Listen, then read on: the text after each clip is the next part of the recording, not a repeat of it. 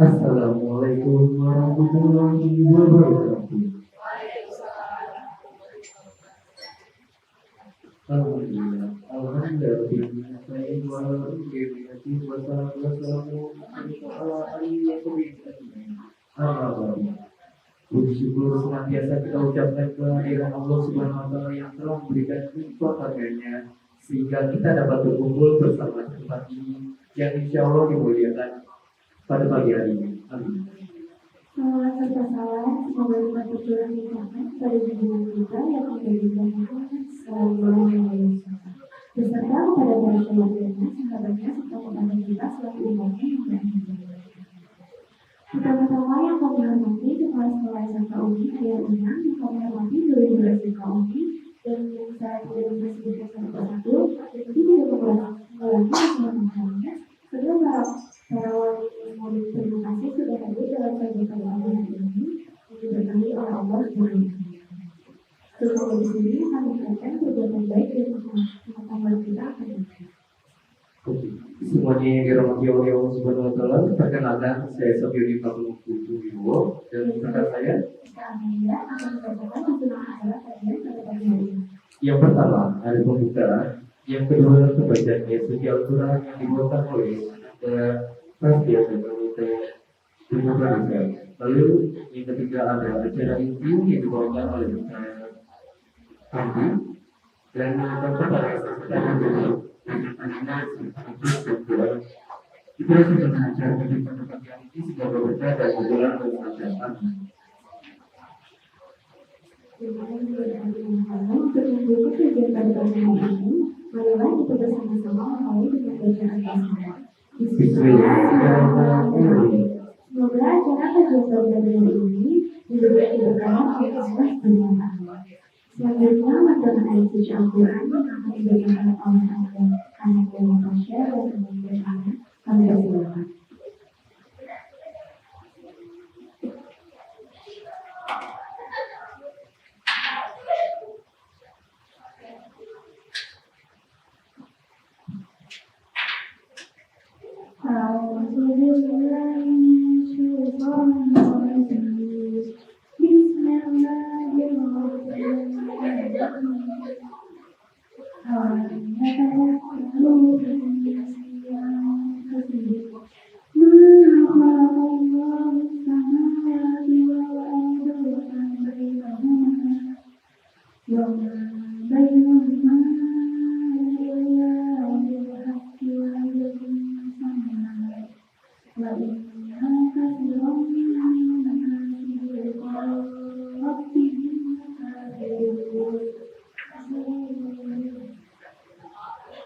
Dengan menyebut nama Allah yang Maha Pengasih lagi Maha Penyayang, dan mengapa mereka tidak memikirkan tentang keberadaan diri mereka.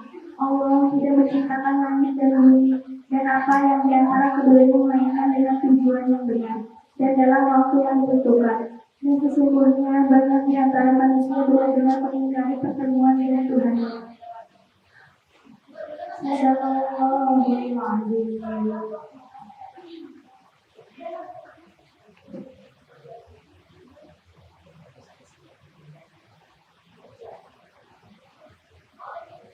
Terima kasih yang disampaikan. Semoga dari ayat-ayat tersebut bisa membawa manfaat bagi kita semua. Selanjutnya masuk di acara ini kepada selanjutnya. Acara ini yang dibawakan kepada usaha di SPD kami persilakan.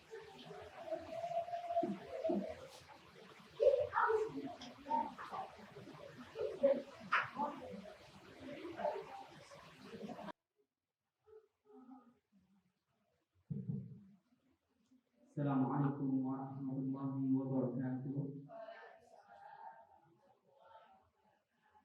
Innal hamdalillah nahmaduhu wa nasta'inuhu wa nastaghfiruh wa na'udzu billahi min shururi anfusina wa sayyiati a'malina. Man yahdihillahu fala mudilla lahu wa man yudlil fala hadiya lahu. Asyhadu an la ilaha illallah wahdahu la syarika lahu wa asyhadu anna Muhammadan abduhu wa rasuluh. Allahumma ja'al tawsahna illa ma ja'al tawsahna wa anta badal jamaah yang semoga Allah Subhanahu wa taala limpahkan rahmatnya kepada kita semua, dan yang semoga Allah Subhanahu wa taala selamatkan kita dari azabnya baik di dunia dan akhirat. Yang pertama jamaah, sebelum kita memulai dars kita kali ini, sebagaimana yang telah jamaah mungkin ketahui, Ana akan mengingatkan beberapa hal, poin yang ini harus selalu menjadi pegangan setiap muslim. Yang pertama ini bersyukur kepada Allah Subhanahu wa taala. Jamaah sekalian, bersyukur kepada Allah Subhanahu wa taala itu tidak ada kata selesai. Selama masih Allah Subhanahu wa taala kasih kita nafas, selama Allah Subhanahu wa taala masih kasih kita rezeki, masih kasih kita keselamatan, masih kasih kita kesempatan untuk hidup, maka rasa syukur itu tidak bisa terlepas.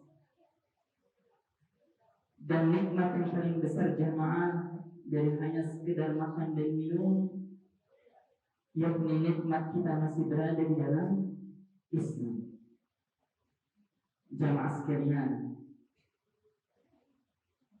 Islam diberikan kepada kita ini menandakan bahwa kita adalah makhluk yang diberi Allah Subhanahu wa taala. Jamaah sekalian, seandainya Allah ingin buat kita menjadi selain Islam, itu gampang bagi Allah. Mungkin yang baru masuk, yang Islamnya dari lahir, Ustaz anak Islam dari lahir. Bayangkan kalau misalnya Allah menginginkan kita lahir dari orang tua yang bukan Islam, mudah sekali. Tapi justru Allah takdirkan sebaliknya. Allah berikan hidayah kepada kita. Allah masukkan kita ke dalam Islam.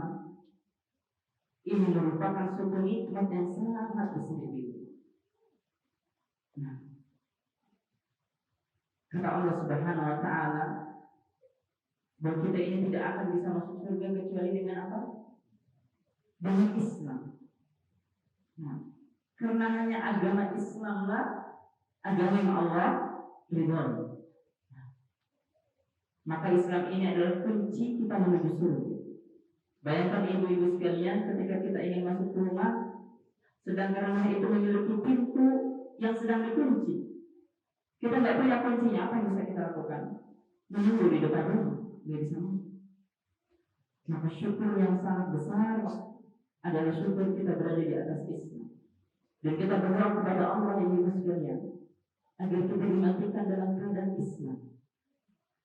Karena fitnah ini mendatangi setiap orang dan setiap waktu, dalam setiap keadaan. Gak ada jaminan kita jamaah sekalian di saat ini kita Islam, di saat kepulangan kita nanti Islam. Pada Allah gak ada jaminan sama sekali. Allah bisa saja jadikan itu kapanpun, karena Allah yang maha membolak-balikan hati. Makanya kata Rasulullah SAW, yang qalbul qulub sabit qalbi alamin. Wahai yang maha membolak-balikan hati, tetapkan kami berada dalam agama. Ini doa yang disampaikan oleh Nabi Sallallahu Alaihi Wasallam. Jemaah sekalian, Nabi yang Allah jadi dia masuk surga, ahli surga, berada di surga yang tertinggi, masih berdoa seperti itu. Yang qalbul qulub sabit qalbi alamin. Wahai yang maha bolak-balikan hati, tetapkan aku dalam agama. Lalu bagaimana kita jemaah sekalian? Siapa kita jemaah?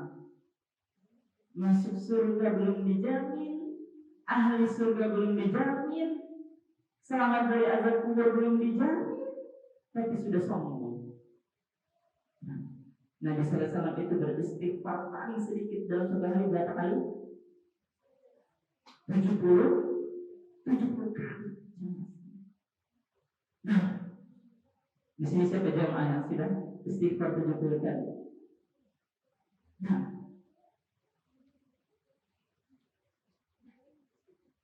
Jamaah sekalian, apa kita sudah merasa yakin terhadap diri kita? Oh, kita Masya Allah, Ustaz, anak sudah yakin Ustaz, anak ahli surga insya Allah.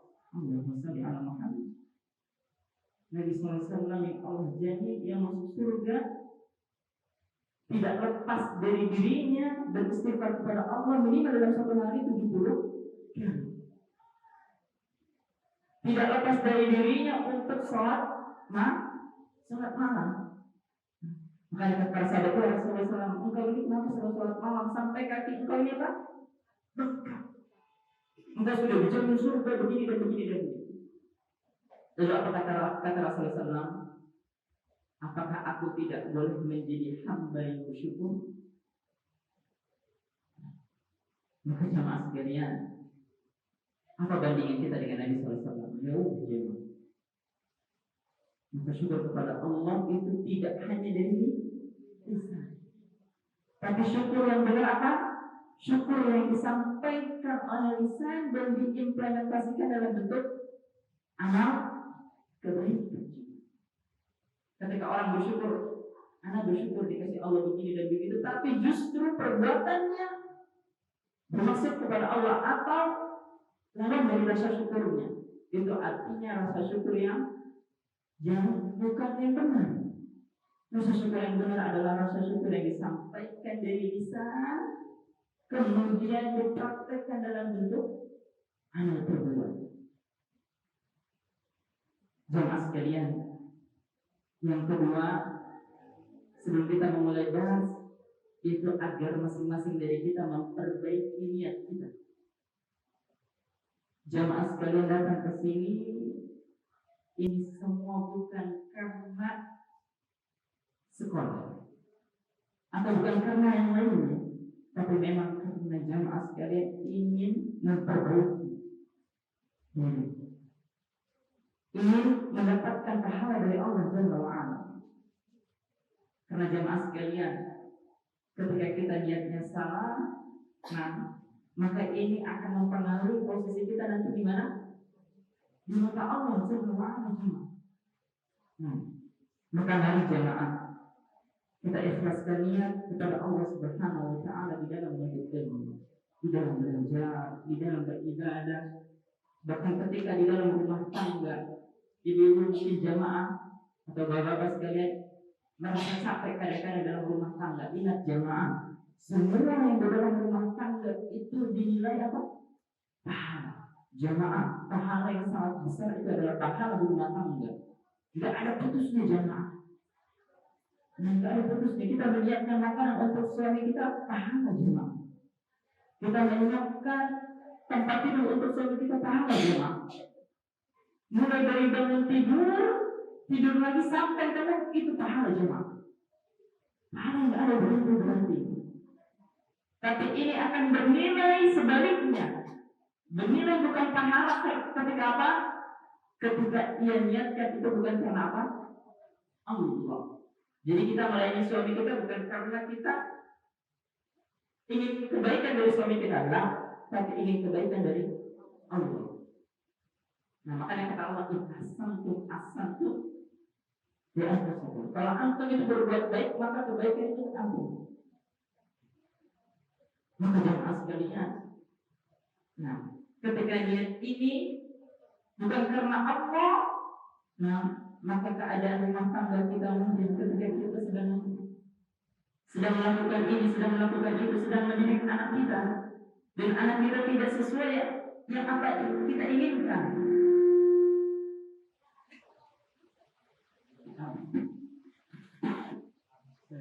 Anak jamaah sekalian, ketika kita menemui suatu kesulitan dalam rumah tangga atau dalam suatu ibadah,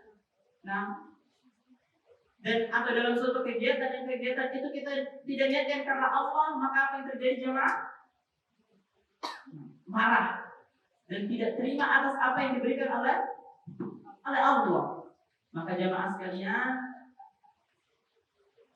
mari kita perbaiki niat kita ini untuk ikhlas kepada Allah Jalla wa'ala.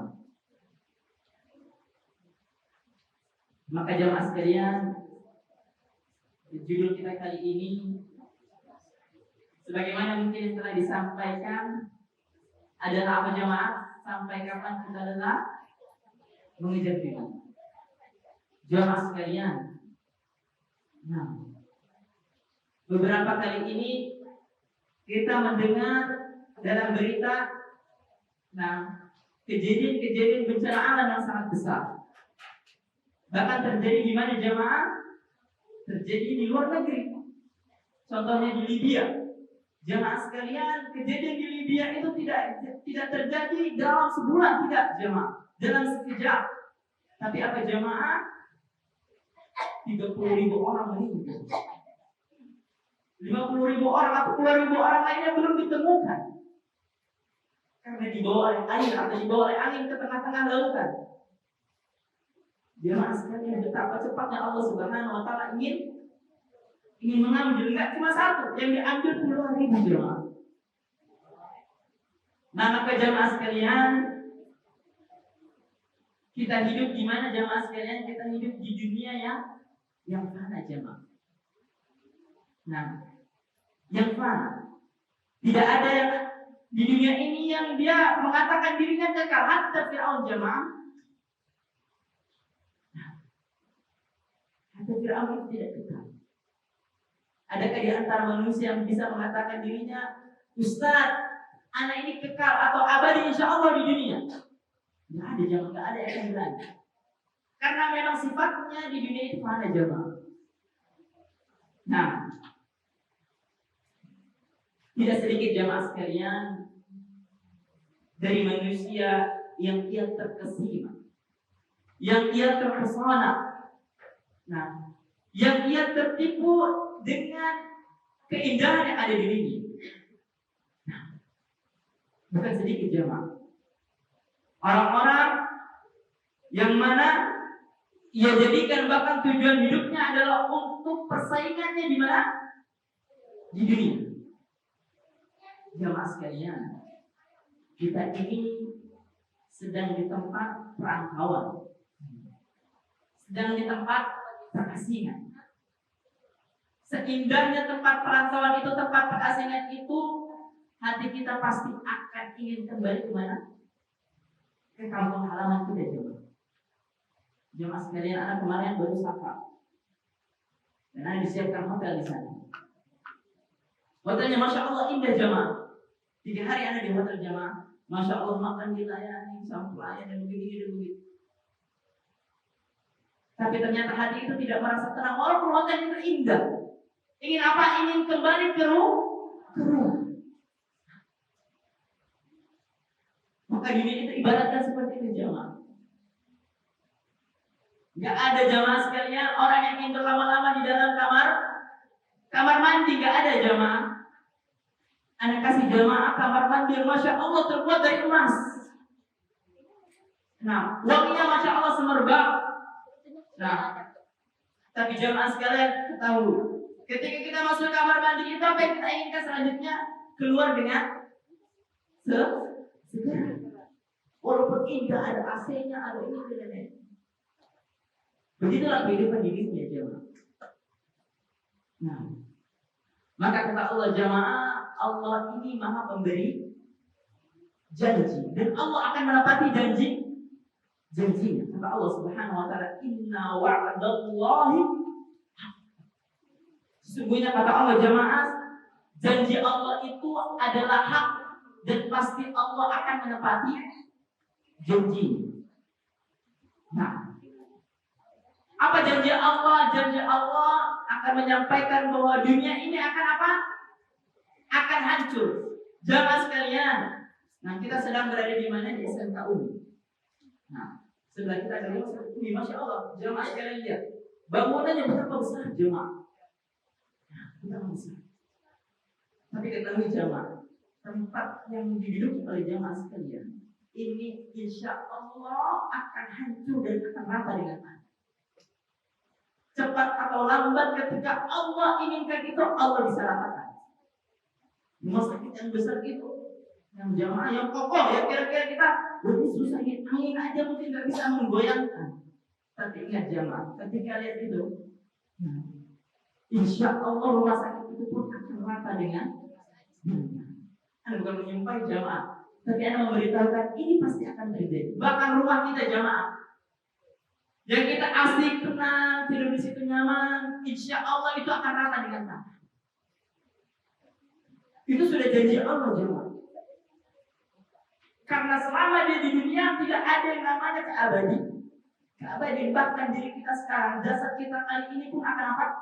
Akan hancur. Dan tidak ada yang tersisa. Lalu apa yang kita sombongkan jemaah? Maka ibaratkan dunia ini seperti apa jemaah? Fata morgana. Seakan-akan indah, seakan-akan ada air di ujung sana, tapi ketika didatangi apa? Kosong. Makanya kata Allah jemaah, "I'lamu annama al-hayatud dunya la'ibun wa lahu." Ketahuilah manusia bahwa sesungguhnya kehidupan dunia ini la'ibun wa lahu. Hanya permainan yang menimpa. Watakasurun bainakum kata Allah Jalla wa Ala watakasurun fil amwal wal aulad. Kali di dunia ini jangan hanya sekedar apa watakasurun fil amwal wal aulad. Memperbanyak apa? Anak dan memperbanyak harta. Watakasurun fil amwal wal aulad. Kenapa? Karena kehidupan dunia ini bagaikan petani yang menanam tumbuhannya. Apa kata Allah? Kama tadil ghaizin a'jabal kufar. Nabatuhu summa yahiju. Nah, kata Allah Subhanahu wa taala, kehidupan dunia ini sebagaimana seorang petani yang sedang menanam tumbuhan. Tumbuhannya apa? Pertama, kecil menjadi besar, kemudian menjadi segar, menjadi rindang. Summa yahiju. Nah, tapi apa setelah rindang itu? Apa yang terjadi? Apakah akan selamanya rindang atau akan berubah? Summa yahij, dia akan menjadi apa? Kering. Fatarahu musfarran. Kemudian setelah menjadi kering apa? Menjadi kuning jemaah. Jadi kuning, berguguran.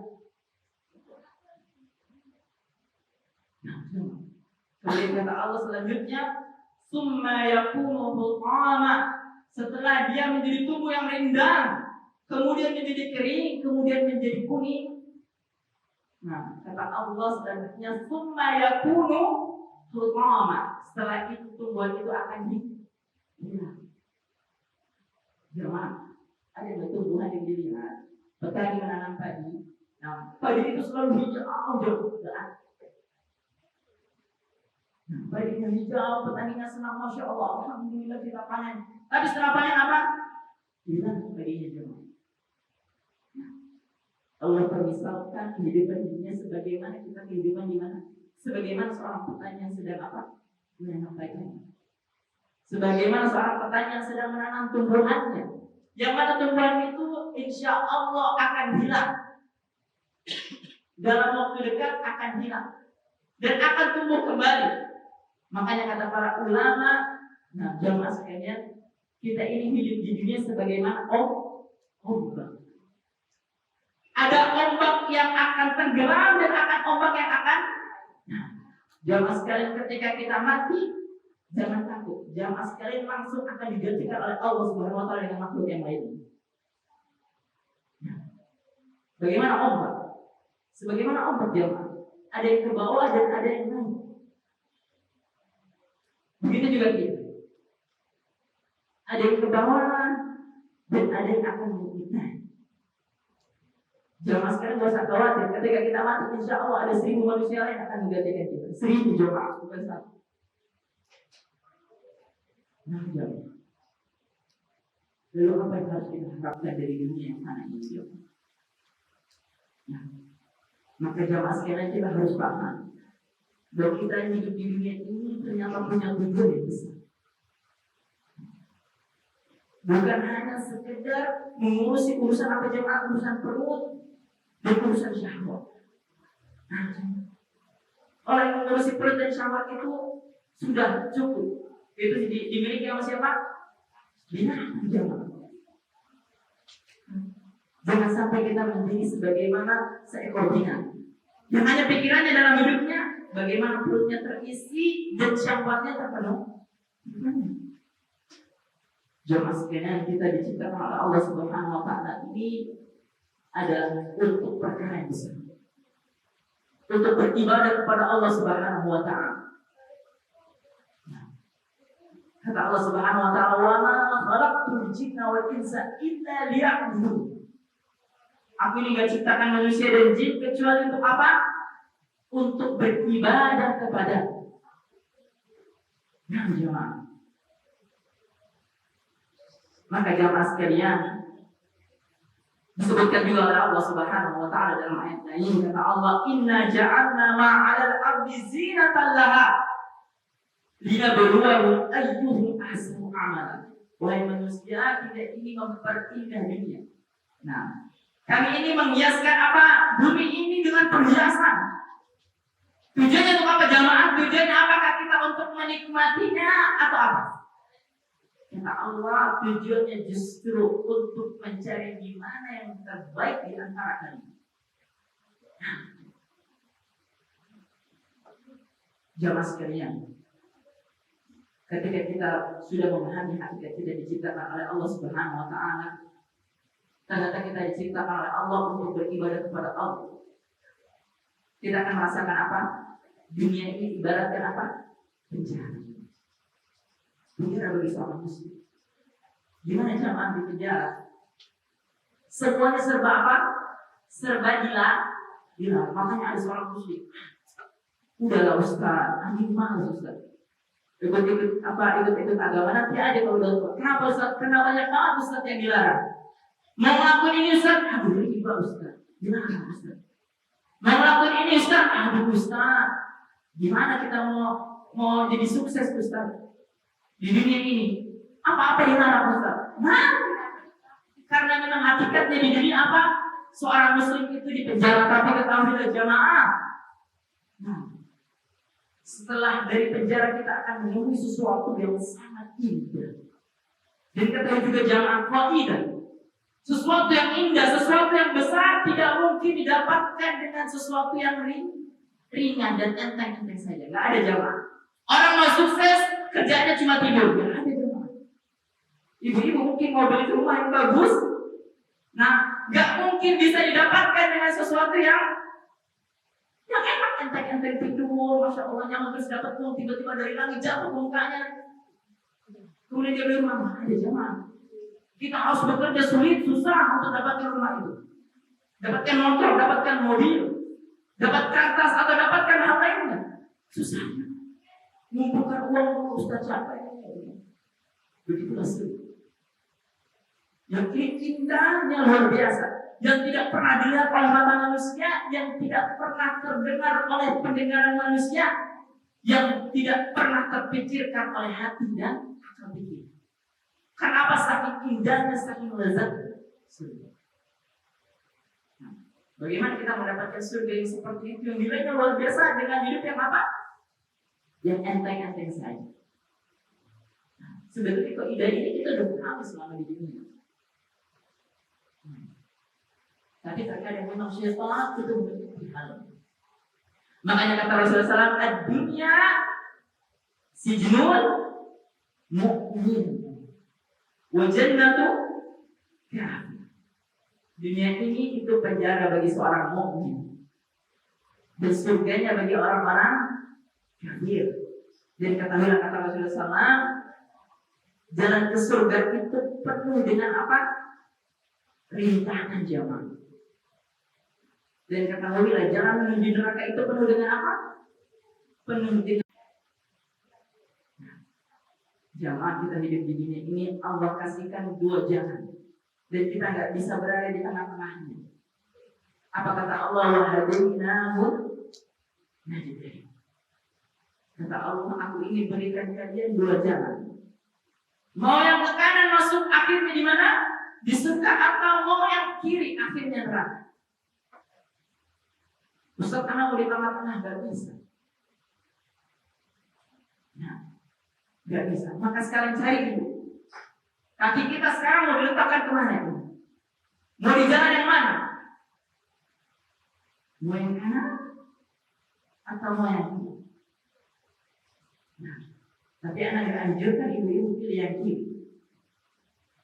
Karena ini di mana akhirnya di neraka.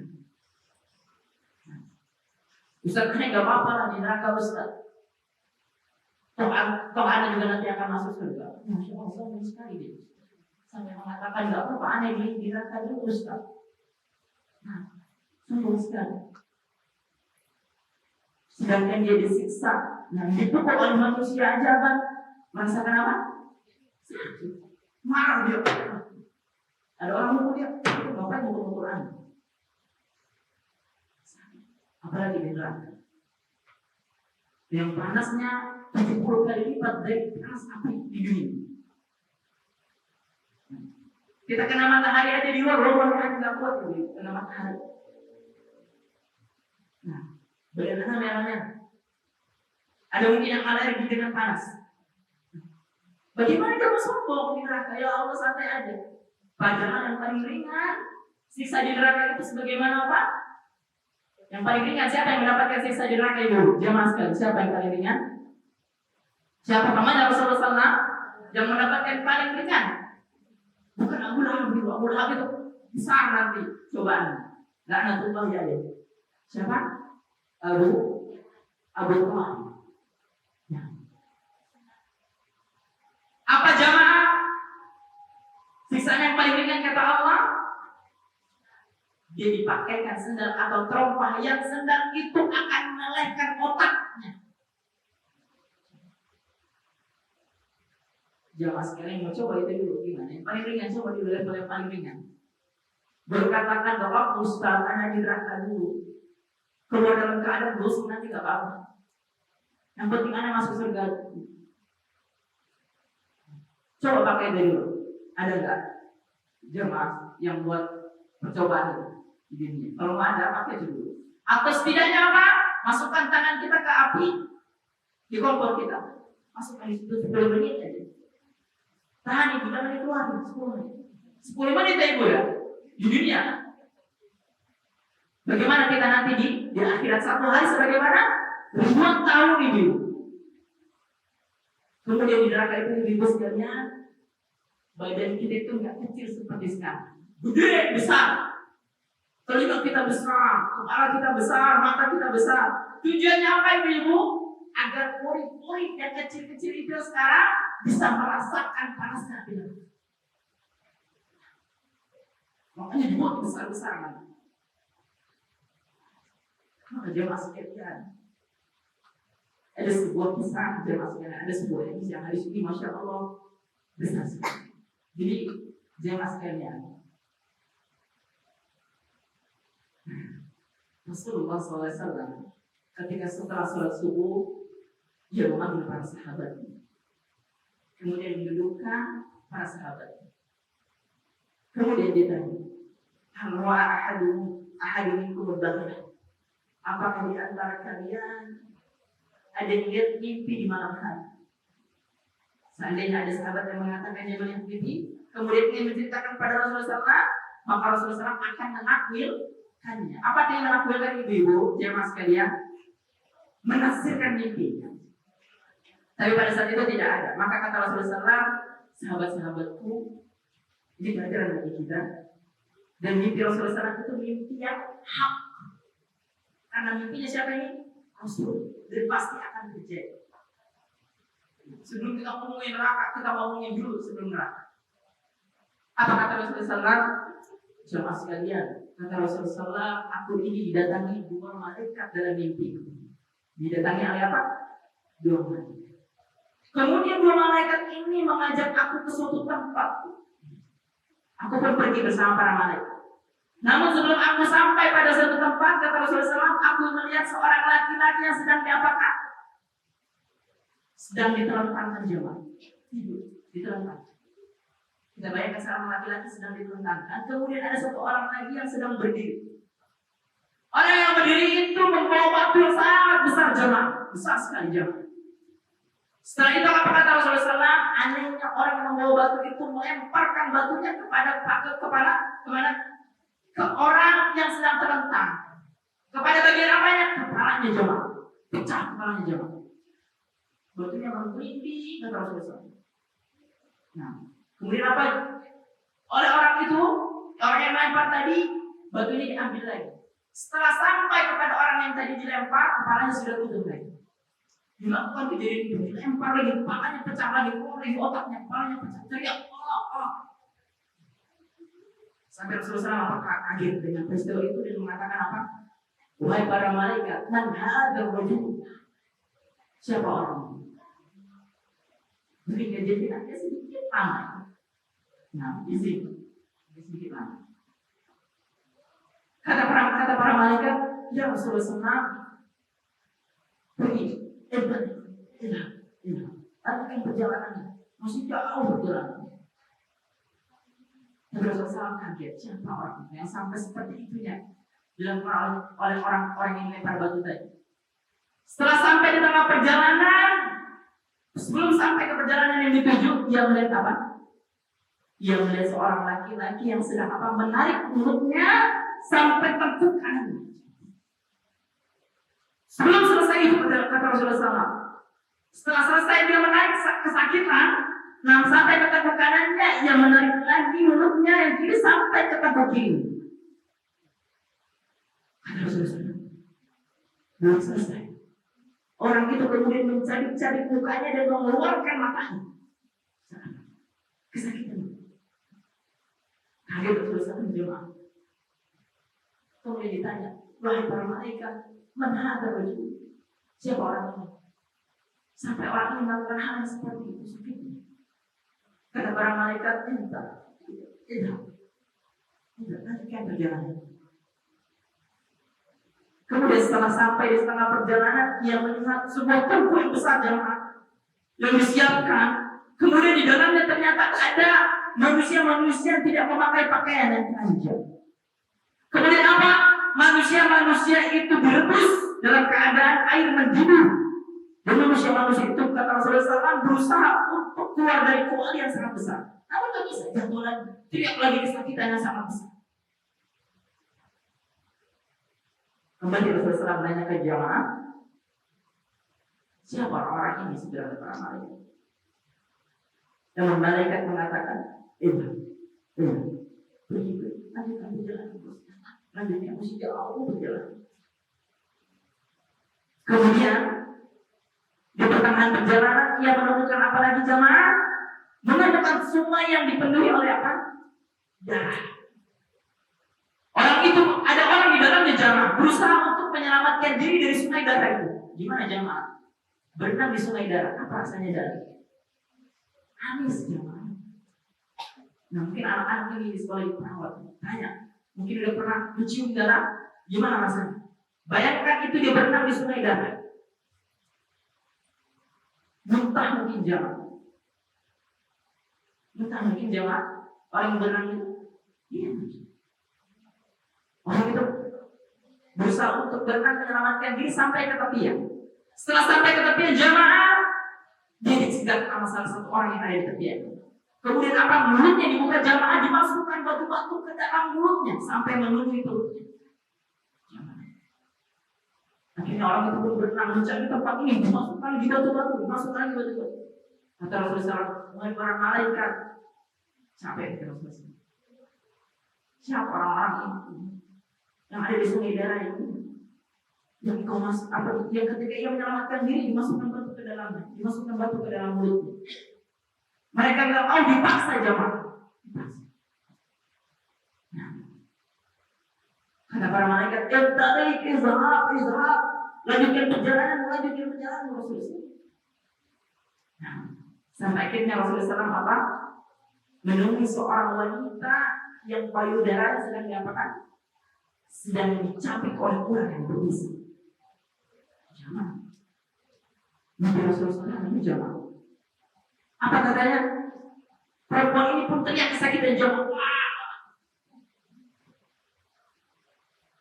Nah, Rasulullah SAW, siapa ini perempuan yang dilakukan seperti ini? Sampai dilakukan seperti ini, kata Rasulullah SAW apa?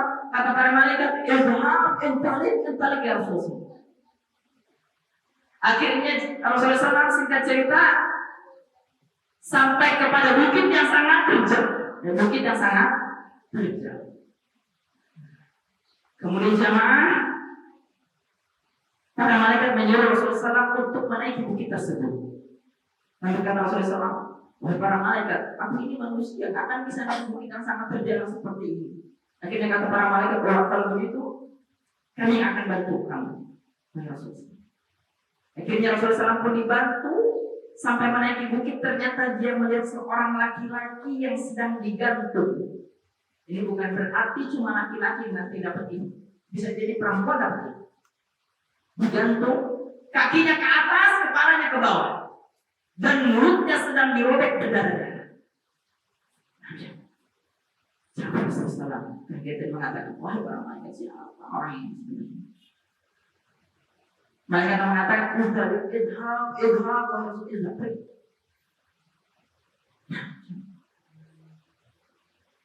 Maka akhirnya para malaikat menceritakan jamaah. Orang yang pertama, orang yang dilempar batu kepada kepalanya itu siapa jamaah? Yang kita letak itu orang-orang yang berilmu, tapi dia tidak ingin mengamalkan ilmunya jamaah. Ada anak yang berbuat kesalahan, dia diamkan saja. Dia ingin selamat dirinya sendiri. Dia memiliki ilmu yang banyak sekali, tapi tidak ada manfaat. Kemudian yang kedua, orang yang dirobek mulutnya, yang dia merobek mulutnya sampai ke tepuk kanannya, ingat jemaah? Ingat tadi orang kedua, orang yang dirobek mulutnya, yang merobek mulutnya sampai ke tepuk kanannya, kemudian merobek sampai ke tepuk kirinya, mencari mukanya, mengeluarkan matanya. Itu siapa jemaah? Itu orang-orang yang ketika keluar rumah, orang yang suka keluar rumah, yang ketika keluar rumah, kemudian apa? Suka berjamaah, suka ngomongin orang, suka nyebarin apa? Berita palsu, jamaah hoax. Suka mendukung itu. Bentuknya begini jamaah. Maka nanti dia akan mendapatkan hal ini. Kemudian yang ketiga, orang-orang yang direbus di dalam kuali. Siapa itu jamaah? Itu adalah orang-orang yang ketika keluar rumah atau selama dalam hidupnya suka apa? Berzina. Direbus dia kayak sok jamaah. Soknya nanti bukan wortel, bukan kentang jamaah. Nggak ada lagi sok wortel kentang itu di nanti di sana. Mungkin kalau kita berada di surga, insya Allah kita mau sok wortel, sok kentang ada. Kemudian orang yang berenang di sungai darah yang kemudian dimasukkan batu ke dalam perutnya itu siapa jamaah? Itu adalah orang-orang yang suka makan harta apa? Harta riba jamaah. Masya Allah Ustaz. Nah, namanya ini gak ada Ustaz sekarang yang gak riba Ustaz. Gimana kita mau keluarnya Ustaz? Padahal dia sama sekali tidak pernah melakukan usaha untuk keluar dari sini. Kemudian mengatakan hal itu. Kalau dia ingin keluar dari situ, apakah Allah tidak akan berikan jalan? Allah akan berikan jalan. Allah akan berikan jalan dan Allah akan berikan ampunan kepada dia. Karena Allah Maha Penerima taubat. Asalkan dia taubat dengan taubatan apa? Nasuh. Makanya kata Allah Subhanahu wa taala apa? Ya ayyuhalladzina amanu tubu ila Allahi taubatan nasuha. Wahai orang-orang beriman, taubatan kepada Allah. Taubatan kepada Allah. Dengan taubatan yang apa?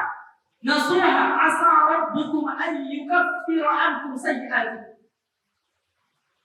Yang semoga Allah Subhanahu wa taala dengan taubatan nasuha itu apa jamaah?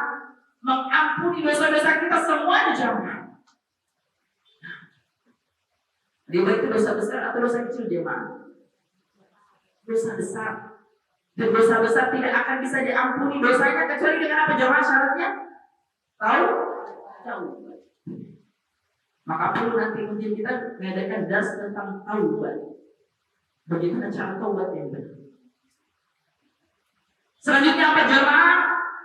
Perempuan yang tadi dicapik payudaranya dengan ular yang berbisa, siapa itu jemaah? Kata para malaikat itu adalah orang-orang atau perempuan-perempuan yang punya anak. Kemudian apa jemaah? Kemudian dia tidak mau menyusui apa? Anaknya. Bisa ada nggak kayak gitu banget jemaah? Bukan hanya sekedar tidak mau menyusui anaknya jemaah. Sekarang punya anak nggak mau jemaah. Ada istilah namanya Jufri. Istilah orang-orang Eropa, orang-orang Barat, orang-orang kafir ya baca. Karena apa? Takut nanti rezekinya gak ada aja Ustaz. Padahal yang memberikan rezeki itu sebenarnya bukan dia siapa? Allah yang maha rezeki. Gimana kita mau takut rezeki kita gak ada atau kita takut miskin? Sedangkan Rabb kita siapa? Maha pemberi rezeki. Tenang aja, Allah maha pemberi rezeki. Bahkan ada anaknya sedang di perut diapain? Dikuburkan jamaah sengaja. Bukan hanya sekedar tidak mau memberikan susu. Kemudian apa jamaah? Orang yang berada di atas bukit, yang digantung kakinya di atas, muka kepalanya ke bawah, kemudian dirobek berdarah-darah itu siapa? Kata para malaikat itu adalah orang yang berpuasa jamaah puasa. Di bulan Ramadan puasa jadi bulan Ramadan. Tapi apa? Dia membatalkan tanpa udzur syar'i.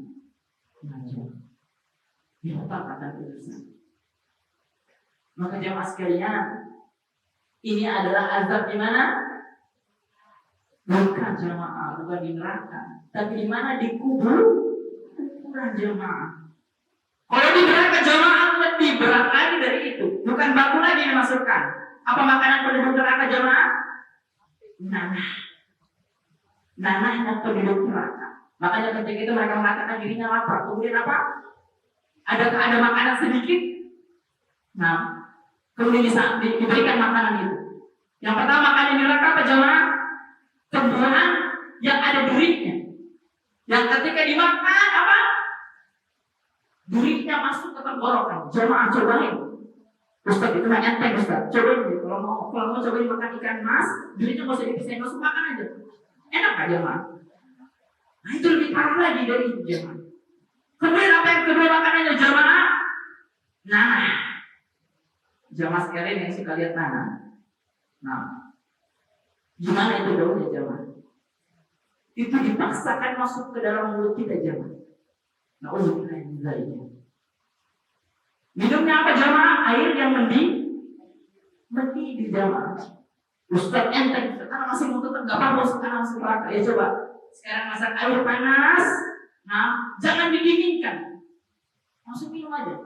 Karena pengen lihat antum gimana sih kuatnya tenggorokan antum, masya Allah. Pengen mau melawan azab Allah Subhanahu wa Ta'ala. Nah, maka jamaah pada intinya, dunia ini bukanlah tempat pemberhentian terakhir kita. Justru ini apa? Sebelum menuju titik awal perjalanan kita. Kita ini sekarang sedang mengumpulkan apa jamaah? Bekal. Jamaah. Belum melakukan perjalanan, belum jamaah. Masih mengumpulkan bekal. Untuk apa? Menuju perjalanan yang sangat panjang. Dalam mengumpulkan bekal ini Allah kasih tahu, wahai manusia, aku ini sudah kasih kalian dua jalan. Wahadainahu najdain. Kalian mau ikutin kanan silakan. Kalian mau ikutin kiri silakan. Tapi nggak ada jalan-jalan di tengah itu kan. Imma yang kanan atau yang pilih saja dari itu. Kemudian jamaah, kalau kita mau ngomongin harta jamaah, ngomongin dunia jamaah, Rasulullah SAW pernah bilang, apa kata Rasulullah SAW jamaah? Wallahi la akhsha alaikum al-faqr. Demi Allah, aku ini nggak pernah takut apa? Kalian ditimpai apa? Kefakiran, kemiskinan. Rasulullah SAW itu nggak takut. Tapi apa yang Rasulullah SAW takutkan? Antu besar alaikum dunia. Yang Rasulullah SAW takutkan ketika kita dibukakan pintu-pintu apa? Pintu-pintu dunia. Jemaah, masya Allah, rezeki ngalir, ini ngalir, sehat terus dan lainnya. Fatanafasuha kama tanafasuha, fakuhlikakum kama akuhlik. Kalian akan saling berlomba-lomba untuk mendapatkannya. Dan akhirnya kalian apa? Akan binasa. Sebagai binasa orang-orang, sebagaimana orang-orang yang terdahulu telah binasa. Siapa? Jamaah sekalian. Kenal Qaul jamaah? Pernah tahu cerita Qaul? Gimana akhirnya dia jamaah? Taat atau tidak kepada Allah? Nah jamaah. Ibaratkan seperti itu jamaah dunia ini. Qaul itu jamaah, hartanya sampai sekarang masih apa? Masih ada. Tapi kurang apa enggak? Rasulullah SAW, manusia itu sebagaimana itu? Ketika dia dikasih satu lembah emas, jangan satu lembah emas banyak, nggak 10 gram lagi yang dikasih. Satu lembah emas. Apa yang dia inginkan selanjutnya? Dia harus berangan-angan, gimana nanti kalau saya punya 2 lembah emas? Nggak bersyukur di atas satu lembah emas, kurang dia mah. Ingin lagi 2 lembah emas, ingin 3 lembah emas. Sampai apa akhirnya? Sampai tanah yang memasuki mulutnya baru dia mengatakan. Siapa itu? Ketika ia sudah didatangi oleh makhluk pemutus lezat. Kajian pertama itu. Siapa itu? Al-maut. Baru dia katakan berhenti. Selama dia tidak berhenti, enggak. Kasih mobil yang Avanza, enggak mau. Sekarang makanya naik ini, Pak. Maunya yang Fortuner sekarang. Kasih Fortuner begini. Maka itu hakikatnya dunia. Nah, sebagaimana kita harus jamaah, kemudian kita apa? Diberikan minum. Dan minum itu dari air apa? Air laut. Gila nggak hausnya? Berjamaah. Satu lautan dimasukkan ke dalam perut kita tidak akan merasakan kenyang. Itulah dunia jamaah. Nah, sampai akhirnya dia apa? Letih, sampai akhirnya dia lelah. Dan baru dia menyadari, na'udzubillah, ketika Allah mencabut apa? Nyawa. Nah, dan kita berdoa kepada Allah agar Allah masukkan kita ke dalam surganya, dan Allah selamatkan kita dari api neraka, Allah selamatkan kita dari azab kubur. Nah, dan Allah tetapkan kita berada di jalan yang Allah Subhanahu wa taala ridhoi. Nah, mungkin itu saja yang bisa Anda sampaikan. Bagi jemaah sekalian ingin menyampaikan pertanyaan tafadhol. Nah, terutama dalam berkaitan dengan ini. Barakallahu fikum.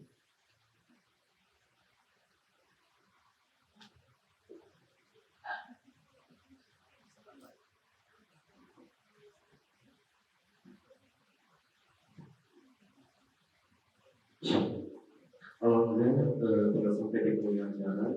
Bagi boleh ada yang bertanya? Untuk sesi pertanyaan kita batasi 3 menit.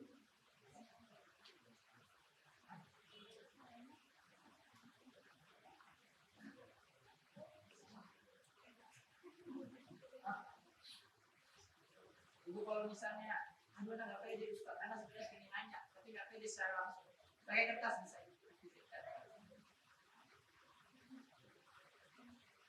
Assalamualaikum warahmatullahi wabarakatuh, Pak Ustaz. Ya, saya mau tanya, ada tidak surat atau hadis mengenai pelayan dunia? Tentang dunia. Ya. Terima kasih.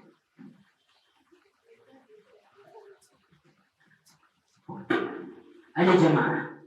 Hadisnya apa? Hadis balik yang kasih ke ibu-ibu. Kata dalam hadis ini, maghfur apa? Ada 2 waktu yang 2 waktu ini dilalaikan oleh manusia tentang dunia ini. Maghfurun bihina katsirun minan nas, kata Rasulullah. Manusia itu selalu melalaikan 2 waktu ini, kebanyakan dari manusia. Apa itu? As-sihat wal farah. Ketika ia sehat dan ketika ada waktu kosong. Nah, ketika dia waktu sehat, dia nanti-nantikan ibadahnya. Ia nanti-nantikan amalnya sampai akhirnya dia sakit dan terhalang dari ibadah. Akhirnya ia mati. Kemudian dia mengatakan, ya Allah, hidupkanlah saya sebentar aja ya Allah. Nah, makanya kata Allah, wa anfiqu mimma razaqnakum min qabli an ya'ti ahadukumul maut. Berinfaklah kalian sebelum apa? Sebelum kematian itu mendatangi kalian. Nah, kemudian banyak hadis-hadis yang berkaitan dengan dunia yang Rasulullah SAW sebutkan itu. Nah, kata Rasulullah SAW di antaranya, "Fawallahi lad dunya ahwanu." Kata Rasulullah SAW ada ceritanya sebelum itu. Jadi Rasulullah SAW ini datang ke pasar jemaah bersama para sahabat tentang dunia. Bagaimana buruknya dunia? Rasulullah SAW menjelaskan itu mendidik para sahabat. Dan didikan Rasulullah SAW itu tidak hanya sekedar ngomong seperti ini. Rasulullah SAW itu mendidik dengan penuh hikmah, dengan contoh, dengan misal, dengan penjelasan. Nah, maka guru-guru, itu dianjurkan atau diharapkan untuk mencontoh sebagaimana Rasulullah SAW mengajar para sahabat. Nah, yu'athir, pelajarannya itu membekas di mana? Di hati. Dan jangan lupa untuk mengamalkan apa yang disampaikan. Karena biasanya ketika seseorang menyampaikan apa yang dia tidak mengamalkannya, maka itu tidak akan berasa. Nah, bagi para pendengar. Jadi Rasulullah SAW ke pasar dengan para sahabat, dan di pasar itu Rasulullah SAW menemukan apa?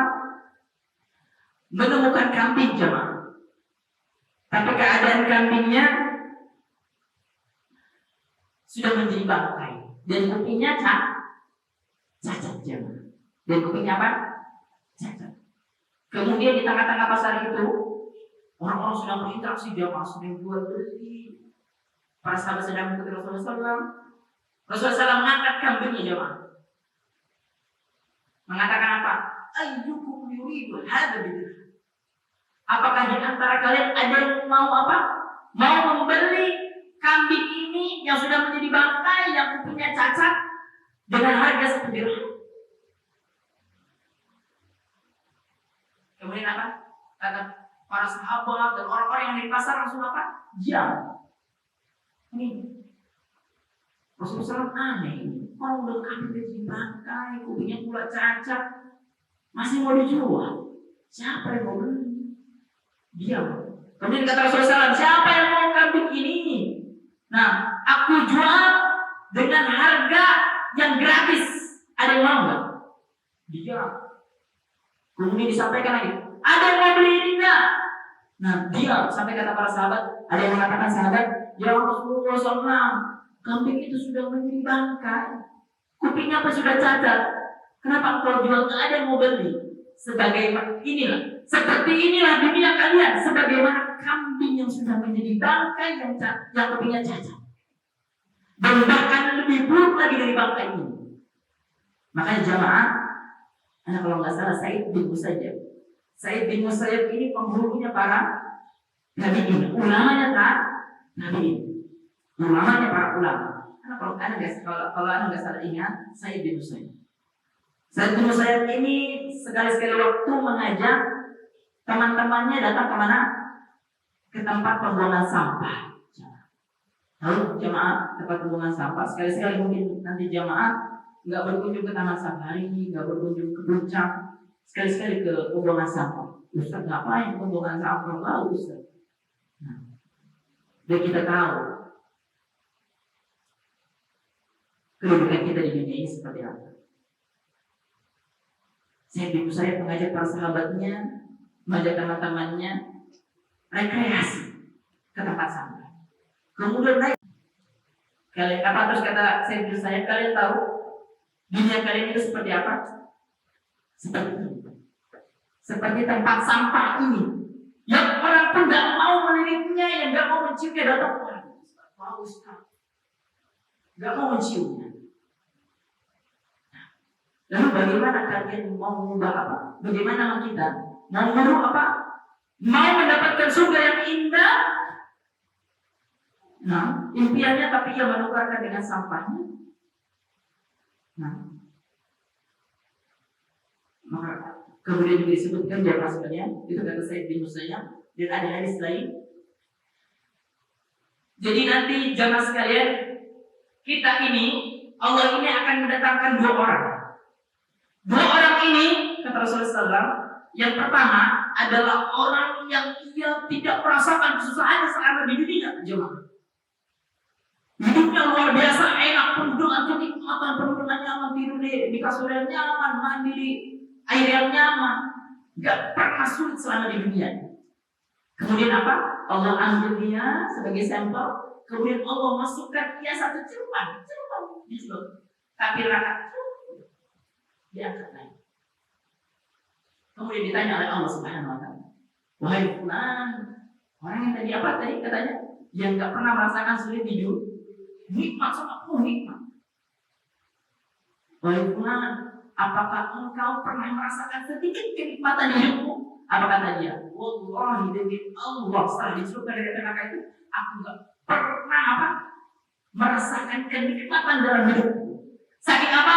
Tersiksanya dengan apa? Dengan azab Allah. Itu baru satu kali aja. Dia orang aja. Padahal dia sebelumnya apa hidup di dunia?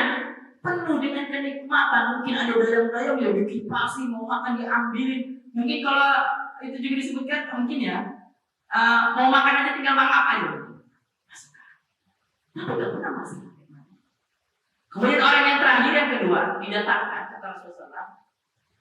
Orang ini selama di dunia susah terus kehidupannya, pahit selama di dunia ini. Mungkin kalau kita Ustaz, anak ini pahit hidup anak di dunia, ada lagi lebih pahit dari kita. Kadang-kadang main gitu, ibu suka naik kereta nggak? Intip di jendela nggak? Ini orang-orang kok kuat ya? Rumah di samping kereta, hidupnya nyaman nggak ya? Kok anak yang rumahnya di sini, walaupun kecil, nggak di samping kereta, masih aja nggak bersyukur. Kadang-kadang kita perlu refleksi di tempat gitu. Ada orang nanti kata Rasulullah akan Allah ambil sampelnya orang fakir ini, orang yang susah hidupnya di dunia, kemudian dimasukkan ke surga sesaat saja jemaah. Kemudian dikeluarkan lagi. Ditanya oleh Allah, wahai fulan, apakah engkau pernah merasakan kesulitan dalam hidupmu? Kata dia apa? Wallahi demi Allah, aku ini gak pernah merasakan kesulitan dalam hidup. Kenapa? Kenikmatan di surga itu sudah mengobati apa? Mengobati rasa susahnya selama dia di dunia. Sampai apa? Dia tidak ingat dia merasakan apa? Kesulitan juga. Dunia ini hanyalah sebagai kata Rasulullah SAW, sebagaimana pohon yang rindang, yang sebagaimana kita adalah seorang musafir yang sedang melaksanakan perjalanan, kemudian apa? Kita berteduh di mana? Di bawah pohon rindang. Ibu-ibu ketika berteduh mau nggak selama di situ? Enggak. Pasti kita akan mau cepet-cepet pulang juga. Berteduh cuma untuk apa? Merehatkan sejenak, kemudian berangkat lagi. Ibu-ibu ketika safar, ketika pulang kampung mungkinnya, nah, pasti nanti akan berhenti. Misalnya perjalanan jauh, anak pulang kampung ke Aceh, Sumatera. Anak-anak bis berhenti dulu di tengah jalan, atau ada pemberhentian. Jadi kita nggak akan lama-lama di situ, ibu. Tempat pemberhentiannya bagus, dikasih makan enak, tapi nggak akan ada lama. Kenapa? Karena kampung halaman kita bukan di situ. Nah, maka Rasulullah dunia ini ibaratkan sebagaimana seorang yang apa? Yang sedang bersafar, kemudian dia menemui pohon yang rindang, dan kemudian dia berteduh di situ. Itulah dunia. Nah, habis itu dia beranjak pergi lagi. Mungkin itu Ibu. Ada lagi pertanyaan yang lain?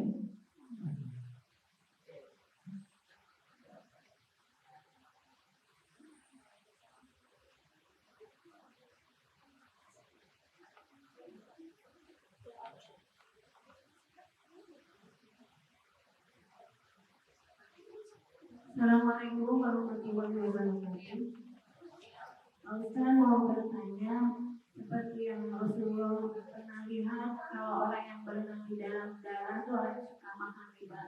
Pertanyaan saya, misalkan ada sebuah perusahaan besar, terus di dalamnya ada sebuah koperasi simpan pinjam, terus ada badan usahanya berupa toko besar gitu. Kalau kita pinjam dalam koperasi itu apa termasuk riba juga gitu.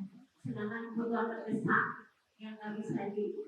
Tolong penjelasannya Ustaz. Assalamualaikum warahmatullahi wabarakatuh. Simpan pinjam atau hutang, nah berhutang Boleh atau tidak dalam Islam sifatnya? Boleh. Boleh itu. Anak mau hutang ke ibu boleh. Ibu mau hutang ke anak boleh. Ke guru boleh. Atau kemana boleh. Asalkan apa tadi? Tidak ada zat. Tidak ada penambahan nilai. Ya. Nah, orang Indonesia ini suka ibu mengganti istilah-istilah untuk membungkusnya dengan keindahan. Nah, suka sekali. Banyak istilah-istilah yang dibuat oleh orang Indonesia. Padahal itu ada sesuatu yang buruk untuk menutupi tadi, sesuatu yang buruk tadi. Nah, kalau misalnya itu ada bunga, nah, anak tidak sarankan ibu untuk mengambil situ. Kenapa? Karena ini adalah riba. Dan ibu, ketika seseorang jatuh kepada riba itu sulit untuk keluar darinya. Ya ibaratkan apa sesuatu yang mencekik ibu. Mungkin ibu sering mendengarkan berita betapa banyak orang sekarang bunuh diri dikarenakan apa? Pinjol itu. Kebutuhannya mendesak atau meminjau seperti itu? Mendesak. Lalu Ustaz, kalau misalnya anak kebutuhannya mendesak, bagaimana Ustaz? Cari jalan yang halal. Bisa meminjam kepada orang lain. Kalau misalnya memang sudah terdesak. Kalau misalnya Ustaz tidak bisa, benar-benar anak tidak bisa dapat pinjaman kepada Allah, minta ke siapa? Ke orang, minta kepada Allah. Ibu ada istri. Ada seseorang ibu yang dia qadarullah ibu. Ini keluar dari pekerjaannya, dikeluarkan suami istri. Sedangkan anaknya mau masuk apa? Pesantren. Ibu tahu nggak masuk pesantren itu mahal apa enggak? Mahal ibu. Nah, uang pakannya mahal, uang SPP-nya per bulan mahal. Kalau mungkin sekolah biasa itu per semester ya, misalnya. Tapi kalau pesantren itu enggak per semester itu. Belum beli bajunya, belum beli. Tapi ketahui, orang yang nggak punya uang ini apa yang dilakukan? Baginya enak ibu. Untuk menghindari dirinya dari riba, apa yang dilakukan? Ibu, dia banting tulang, dia jualan kue, jualan geli. Sampai dia bilang, Ustaz, anak ini wallahi demi Allah nggak tahu Ustaz. Anak bisa nyokolin anak dari SMP sampai lulus kuliah pesantren semuanya Ustaz. 2 anak pesantren Ustaz. Tapi kerjaan anak nggak ada Ustaz. Kerjaan anak serabutan. Serabutan yang nggak tahu kapan ada kerjaan dan kapan hilangnya. Uangnya nggak tahu berapa jelas. Nah, anak nggak tahu Ustaz. Tiba-tiba Allah kasih aja Ustaz. Nah, ada tiba-tiba orang yang datang ke rumah, anak gak minta Ustaz, ngasih barang ke anak-anak. Padahal dulu anak-anak mau beli gamis buat ke pesantrennya, anak gak punya Ustaz, satu pun gak punya Ustaz. Habis itu anak berdoa kepada Allah, Allah kasih bukan satu Ustaz, satu karung. Satu karung. Nah, makanya Islam ini jamaah mengajarkan kita punya apa? Punya wibawa. Nah, hutang boleh. Tapi Islam tidak menganjurkan untuk apa? Terus-terusan. Karena hutang ini punya sifat apa? Buat orangnya kecandu. Sedikit susah, yang nggak tawakal kepada Allah. Kemana dia larinya?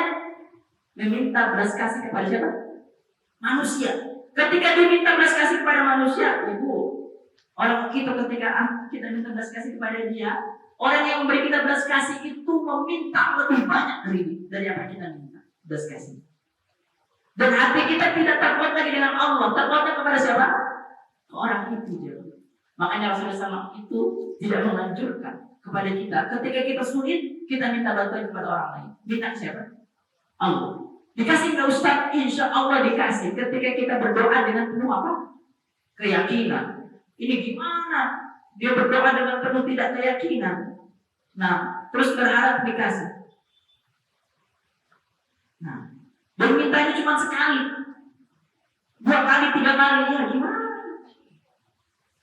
Nah, kita aja mau mengajukan ke perusahaan pinjaman aja, bagaimana caranya? Membuat surat dulu yang terhormat, yang mulia mungkin.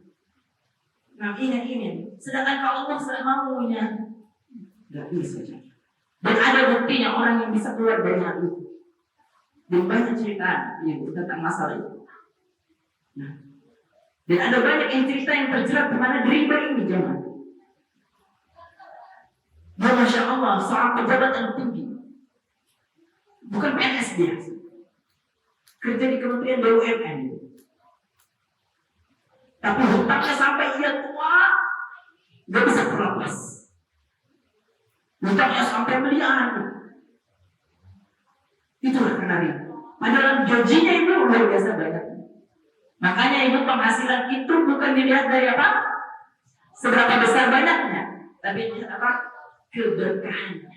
Bisa jadi yang kecil itu berkah, dan bisa jadi yang besar itu tidak berkah. Yang membuat apa diri orangnya nggak pernah pingin lagi. Jadi ibu periksa apakah itu berbunga atau tidak. Ketika ibu itu berbunga, ibu tentunya harus lunaskan dulu dan bertobat kepada Allah, berusaha untuk lunaskan. Tapi kalau misalnya memang itu tidak berbunga, itu tidak masalah. Tapi kalau dia berbunga, nah misalnya kita pinjam 1 juta, dia suruh kembalikan 1.100.000 rupiah, maka itu riba. Ustaz kecil, Ustaz gak kerasa, ya itu riba. Ustaz emang gimana sih dosa riba itu? Ibaratkan kata Rasulullah, dosa seorang pemakan riba itu seperti apa? Seperti sebagaimana seorang anak menzinahi siapa? Ibunya. Masya Allah, ibu jauh udah tahu. Apa katanya apa? Menzinahi 70 orang perempuan atau 40 orang perempuan Anda. Lupa konteks saya. Jadi gimana solusinya Ustaz yang udah terlanjur ini? Lunaskan segera dengan cara apapun, bisa untuk keluar dari situ dan bertobat kepada Allah. Nah, karena Allah itu Maha Penerima taubat. Orang yang telah membunuh 100 orang pun diampuni oleh Allah. Nah, Ibu sini ada yang pernah menjadi pembunuh atau membunuh orang? Enggak ada Ustaz. Anak ibu ngajar di Pangaidang ibu, lepas Pangaidang, pembunuh ibu. Anak-anak yang usia masih segini udah bunuh ibu. Ibu tahu kisah kejadian di jalan Bogor, anak nggak tahu di mana. Ada anak-anak sebagaimana anak-anak kita sekarang. Dia naik motor, dia bawa apa ibu? Bawa celurit kan? Habis itu ada anak yang baru selesai sholat kalau nggak salah. Dia iseng-isengnya ngapain? Dia garuk kayak anak itu. Makanya putus ibu. Ibu dengar? Itu yang anak ajar ibu. Ketemu ibu anak-anak ini di sana. Itu bisa nggak diampuni sama Allah kalau dia bertobat? Bisa. Nah, karena Allah itu Maha Penerima taubat. Ada lagi ibu saya pertanyaan. Yang bertanya dikasih hadiah ya. Nah, satu lagi hadiahnya. Ya, Pak. Kalau kita mengerjakan sholat tahajud, terus kita mengirimkan doa kepada orang tua kita, setelah itu beres, terus tidur kembali di dalam, tapi belum tidur ya, baru mau gitu ya. Saya bermimpi bilang terima kasih sudah mendatangi rumah dan memberi oleh-oleh. Ibu itu mengucapkan itu. Itu apa halusinasi atau apa? Pertama ibu nggak ada lagi yang bisa menampilkan mimpi. Karena Rasulullah bisa menampilkan mimpi itu pun karena Allah yang ilhamkan, bukan Rasulullah punya pengetahuan ilmu gaib. Gak ada dari antara kita manusia yang mengatakan dirinya bisa melihat sesuatu yang ini, beliau tahu yang gaib, sesuatu yang mustakbal, sesuatu yang akan datang itu enggak. Pertama itu. Kedua, ibu-ibu, di mimpi itu bisa jadi benar, bisa jadi salah. Mimpi itu bisa datang dari Allah benar, dan dua, mimpi itu bisa datang dari siapa? Setan. Tapi ini kita berhak terus saja bahwa itu adalah sesuatu yang benar. Dan ibu-ibu mendoakan orang tua itu di mana tempatnya? Di sholat tahajud aja? Di setiap waktu, bukan di setiap sholat aja. Doakan orang tua kita, yang terutama orang tuanya sudah meninggal. Doakan orang tua kita. Kita tidak berhak mengharapkan ini. Bisa jadi, maksudnya Anda mengharapkan ini menimpa orang tua kita, menimpa orang tua kita. Bisa jadi orang tua kita yang sedang menunggu nanti hari kebangkitan di yaumul akhir. Nah, ia sedang disiksa oleh Allah Subhanahu wa taala. Kita tidak mengharapkan itu. Nauzubillah. Nauzubillah. Tapi ada seorang anak yang selalu mendoakan ibunya. Hingga akhirnya apa? Siksaan itu tidak bisa mendekati orang tua. Berbakti kepada kedua orang tua itu tidak berhenti ketika dia telah meninggal.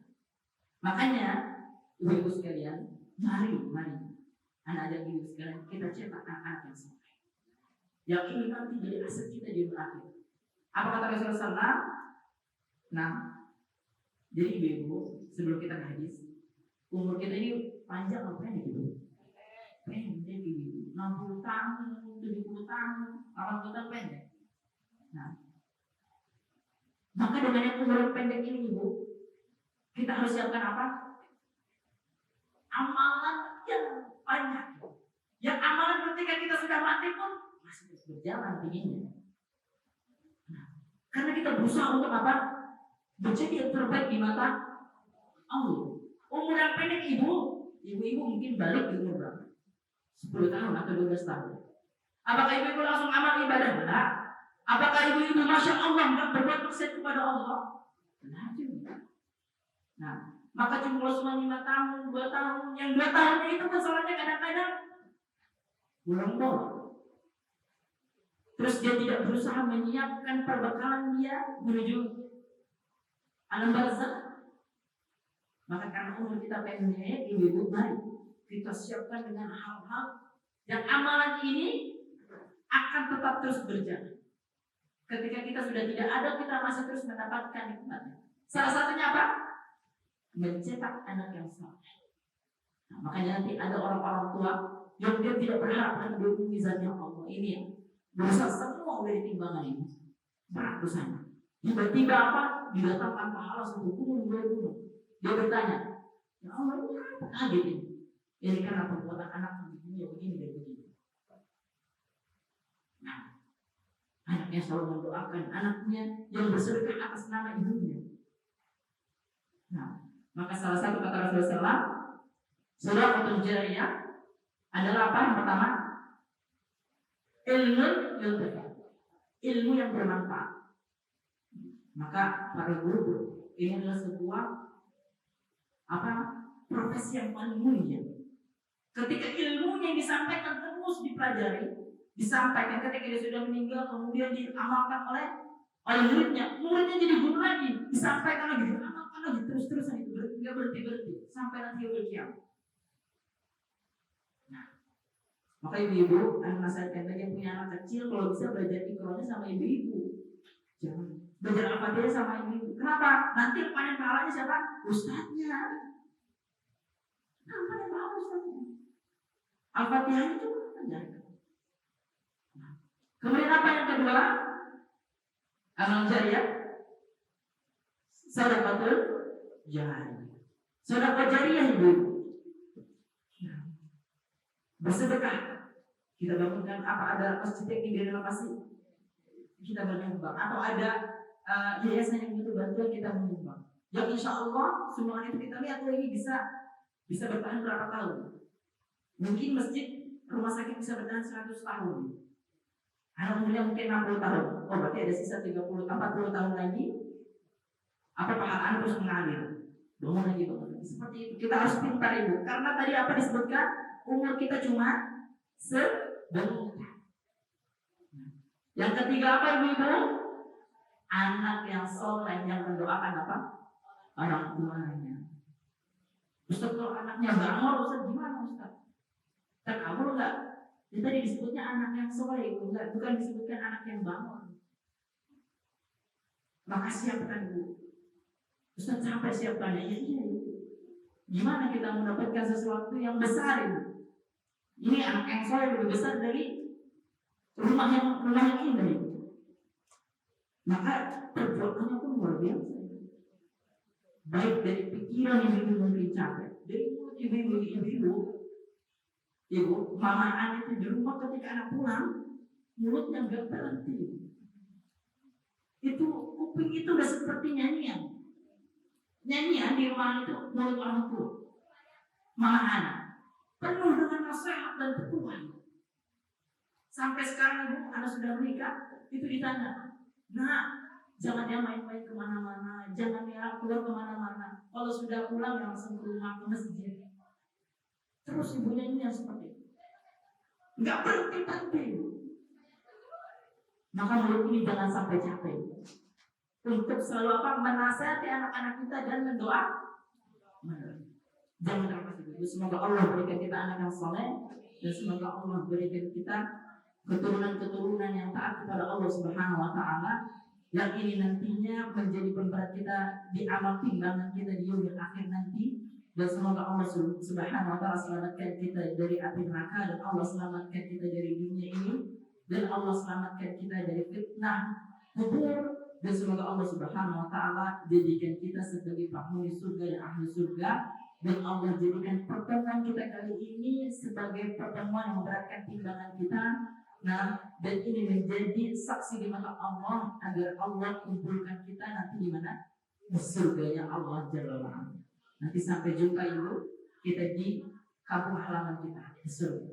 Nah, ingat-ingat ibu, kalau misalnya melihat anak, ingat-ingat berapa Allah. Nah, anak pernah belajar sama Pondina. Nah, mana tahu anak dari surga ibu yang beruang. Nah, jadi panggil anak nanti. Jadi seperti itu. Barakallahu fikum. Kita tutup dengan doa kafaratul majlis. Subhanaka Allahumma wa bihamdika asyhadu an la ilaha illa anta astaghfiruka wa atubu ilaik. Wassalamualaikum warahmatullahi wabarakatuh.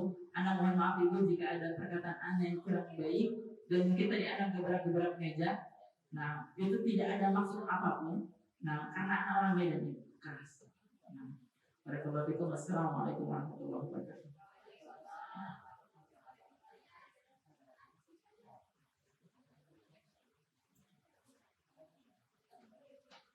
Kalau enak bertanya dikasih.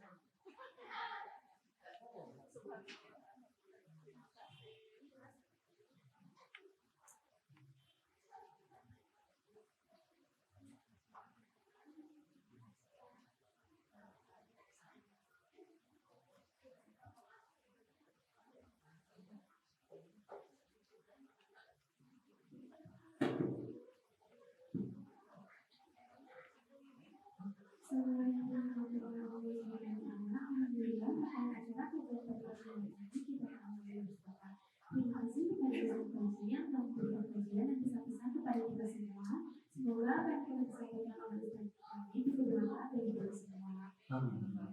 Untuk menghilangkan perhatian ini, mari kita tutup dengan membaca Al-Fatihah dan doa bersama-sama. Alhamdulillah.